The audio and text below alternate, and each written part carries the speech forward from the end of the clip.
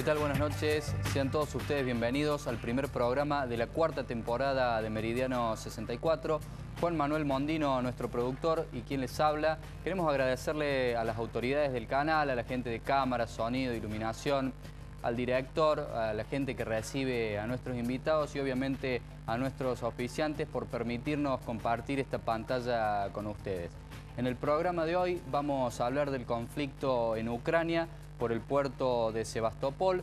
Para ello está con nosotros aquí el periodista Mariano Saravia, con quien también vamos a hablar de este primer año de Francisco en el Vaticano, la asunción de Bachelet y el conflicto o la crisis que se está viviendo por estos días en Venezuela. Tras la pausa volvemos con más.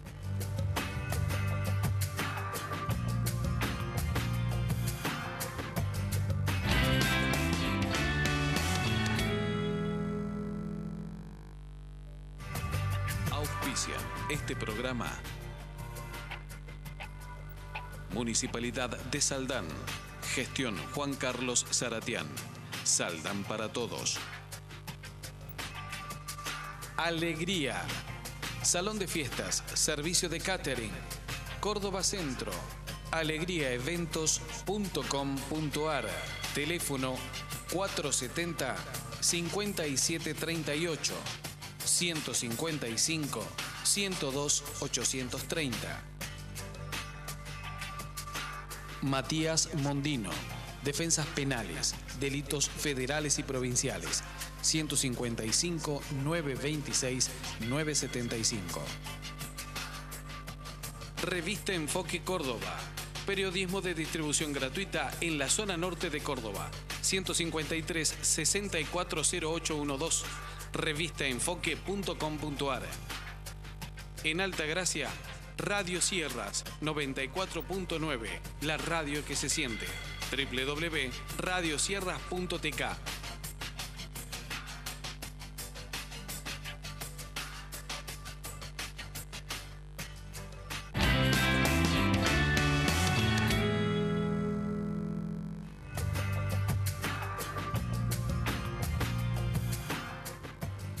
Ya está aquí con nosotros el periodista Mariano Saravia. Buenas noches, Mariano. ¿Cómo estás? Muy bien, Gabriel. Gracias. No, gracias a vos por compartir este primer programa con nosotros. Mariano, la verdad que los temas son muchos para abordar hoy. Queríamos empezar por este conflicto que se está viviendo por estos días en la zona de Ucrania, por este puerto de Sebastopol. Conflicto que ya tiene larga data, ¿verdad? Sí, es un conflicto... Digamos, concretamente es un conflicto histórico entre Rusia y Occidente, ¿no? Rusia, ahí Crimea, la península de Crimea, que es un enclave en el Mar Negro, ha pasado por distintas manos, fue de los tártaros dentro del Imperio Otomano y a partir del siglo XVIII de los rusos, del Imperio Ruso, hasta la Guerra de Crimea, que fue la primera guerra cronicada por periodistas entre 1854 y 1856. De un lado los rusos, del otro lado los franceses, los ingleses y los turcos. Y después en el siglo XX, la Unión Soviética, ahí se podría incluir el conflicto por Ucrania en general, ¿no es cierto? Pero que Ucrania también es un conflicto ancestral entre Occidente y Rusia, ¿no es cierto? Lo que estamos viviendo en los últimos meses es un capítulo más de ese conflicto. Ucrania, por ejemplo, quiere decir frontera en eslavo, ¿no es cierto? Frontera entre, como te digo, el Imperio Austrohúngaro, Polonia, Lituania y el Imperio Ruso. Lo que está queriendo hacer la Unión Europea y sobre todo Estados Unidos es llevar esa frontera a las mismas puertas de Rusia, ¿no es cierto?, para poner un escudo antimisiles y para reeditar, ya está reeditada la Guerra Fría del siglo XX, ¿no? Y volviendo un poquito al pasado, cuando Stalin deporta a la población nativa de la zona y manda rusos, es por eso que queda desterritorializada la gente de ahí y por más que vivan ahí se sienten rusos. Claro, digamos, Stalin, principalmente Stalin, Lenin nunca llegó a hacer eso, pero Stalin, con su impronta mucho más dictatorial, digamos, y su locura mesiánica, jugó a ser Dios y cambió poblaciones como quiso, parecía que jugaba al tej, ¿no?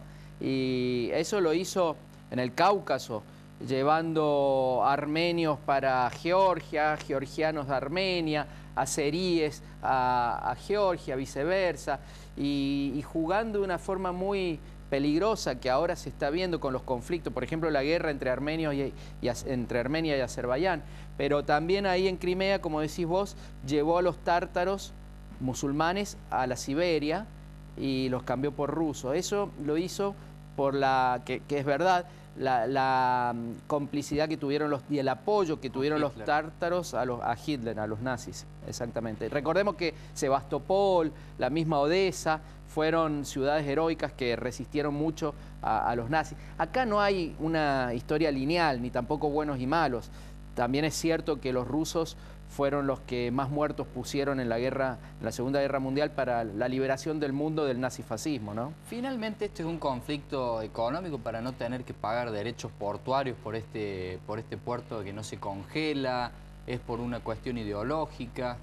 A mí me parece que el conflicto de fondo es el que te dije recién, de que hay una disputa vivimos en un mundo mucho más multipolar que hace 10 años, entre el 91 y el 2001, 2002, Estados Unidos fue el hegemón absoluto, gobernó el mundo, fue un imperio absoluto, como nunca en la historia.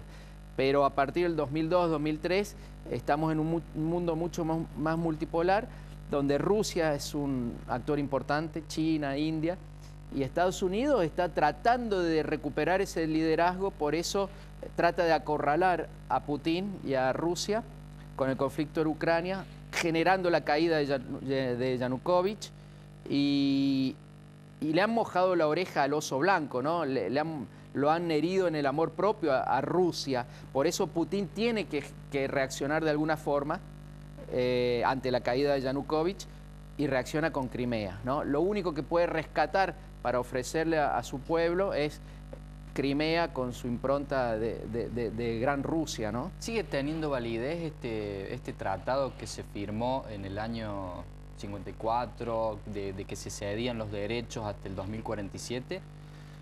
Lo que pasa en el año 54 hubo dos tratados. Uno, digamos, mucho más cuestionable legalmente, es que Nikita Khrushchev, que era ucraniano, el presidente de la Unión Soviética, le regala prácticamente todo Crimea a Ucrania.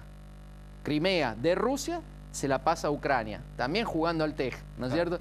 Y por otro lado firman este tratado que decís vos, de que Sebastopol va a ser el puerto de la flota rusa en el Mar Negro. Finalmente nunca se hubieran imaginado que se iba a disolver la Unión Soviética. En ese momento, imagínate, nunca se le habrá cruzado por la cabeza. Y para cerrar el tema, ¿a dónde puede transitar el conflicto? ¿Hacia qué lugares? Yo creo que más allá de las bravuconadas de Occidente, de las amenazas de Obama y de las amenazas de la Unión Europea, no se van a meter con Rusia. No se van a meter militarmente porque Estados Unidos tiene una política imperialista, pero una cosa es meterse con Libia o con Afganistán o con Irak, y otra cosa muy distinta es meterse con Rusia, una potencia nuclear, ¿cierto? Y por otro lado, puede haber una embestida diplomática y económica. Están amenazando con echar a Rusia al G8, pero me parece que en el fondo Angela Merkel y algunos europeos están parándolo a Obama porque Europa necesita imperiosamente y depende del gas ruso, que justamente pasa por Ucrania. Es decir, que va a quedar ahí en la... Me parece que lo van a dejar sola Ucrania.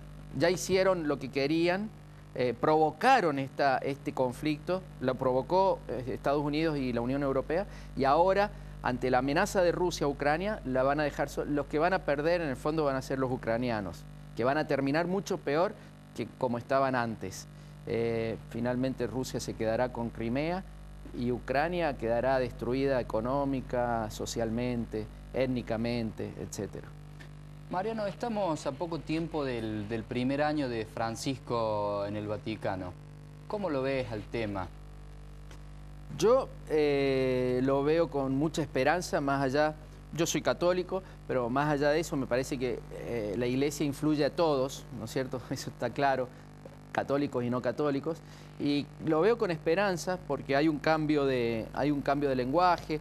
Es muy distinto a lo que era Benedicto XVI y Juan Pablo II, que para mí fueron los dos papas más retrógrados del último medio siglo en la Iglesia, ¿no es cierto? Fueron papas que retrocedieron a antes del Concilio Vaticano II en muchos aspectos.